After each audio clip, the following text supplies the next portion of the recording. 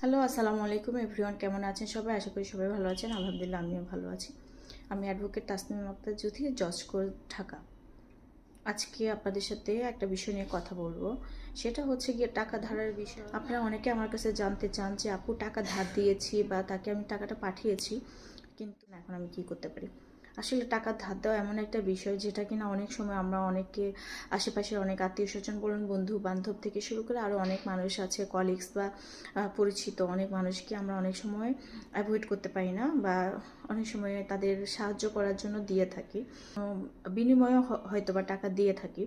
কিন্তু পরবর্তীতে নিতে গেলে, টাকাটা উদ্ধার করতে গেলে দেখা যায় যে অনেক বেশি বিড়ম্বনার শিকার হতে হয়। এটা অনেক বেশি মানুষের ক্ষেত্রেই হয়ে থাকে। তখন দেখা যায় যে টাকাটা ব্যাক পাওয়াটা অনেক কষ্টকর হয়ে যায়। এই ক্ষেত্রে অনেকে বিশ্বাস করে, যেমন হচ্ছে কেউ যদি কোনো আত্মীয় স্বজন বা ক্লোজ কাউকে টাকা দেয়, সেই ক্ষেত্রে কি করে, নিশ্চয়ই কোনো ডকুমেন্ট রাখে না যে সে তো আমার খুব কাছের বন্ধু, বা সে তো আমার আত্মীয় স্বজন, বা সে তো আমার পরিবারেরই একজন, তার থেকে তো ডকুমেন্ট রাখার কিছু নাই। এই ক্ষেত্রে হয় কি, এটা আমাদের জন্য সবচেয়ে বড় ধরনের বোকামো হয়। আসলে অনেক ক্ষেত্রে পারা যায় না, তবে এটা মেনটেন করা উচিত। না হলে পরবর্তীতে আপনি কোনো ধরনের আইনি বা লিগ্যাল অ্যাকশানে যেতে পারবেন না। কারণ কেননা হচ্ছে, আপনার যদি কোনো ডকুমেন্ট না থাকে যে আপনি তাকে টাকা দিয়েছেন, তাহলে আপনি কিভাবে তার বিরুদ্ধে আইনি প্রক্রিয়ার মধ্যে যাবেন, তার বিরুদ্ধে আপনি কিভাবে লিগ্যাল অ্যাকশান নেবেন, এটা কখনোই পসিবল হবে না। তাই কাউকে টাকা ধার দেওয়ার আগে অবশ্যই আপনাকে কিছু ব্যাপার মাথায় রাখতে হবে। ফার্স্ট অফ অল, আপনাকে যেটা মাথায় রাখতে হবে, তাকে টাকা ধার দেওয়ার জন্য আপনি তাকে চেকের মাধ্যমে অথবা একটা স্টাম্প করে টাকাটা ধার দিবেন।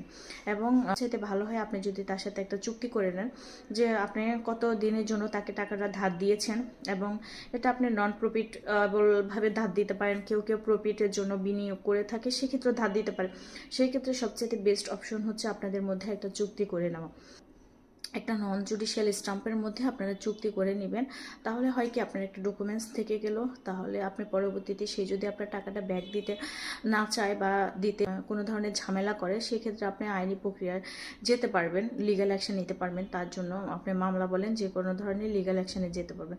কিন্তু আপনি তাকে টাকাটা হাতে হাতে ধার দিয়েছেন, আপনার কোনো ধরনের ডকুমেন্টই নেই, তাহলে কি করবেন? তাহলে তো আপনার অবশ্যই কিছু করার থাকবে না। এই ক্ষেত্রে আমরাও বা কী করতে পারি? কিছু করার থাকবে না ডকুমেন্ট, কারণ আইন সবসময় হচ্ছে গিয়ে আপনার ডকুমেন্টের উপর ডিপেন্ড করেই কিন্তু কথা বলে।